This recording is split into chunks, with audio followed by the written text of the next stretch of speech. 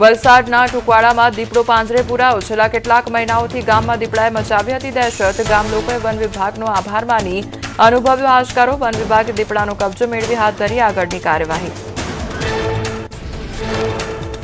ભાજપના ધારાસભ્યએ ખોલી તંત્રની કામગીરીની પોલ. સાવલીમાં ગેરકાયદેસર ખનન મુદ્દે સિનિયર ધારાસભ્ય યોગેશ પટેલે તંત્રની પોલ ખોલી. ગેરકાયદેસર ખનનના કારણે મૃત્યુ થતાનો કર્યો આરોપ. ત્યારે વિધાનસભામાં પ્રશ્નોત્તરી દરમિયાન લગાવ્યો આરોપ. જામનગરમાં બોર્ડની પરીક્ષામાં કોપી કેસ. પીવી મોદી સ્કૂલમાં ધોરણ 10ના ગુજરાતીના પેપરમાં કોપી કેસ. વિદ્યાર્થી પોતાના રૂમાલમાં કાપલી લઈ આવતા પકડાયો. કોપી કેસ કરી ઉચ્ચ કક્ષાએ કરાઈ જાણ.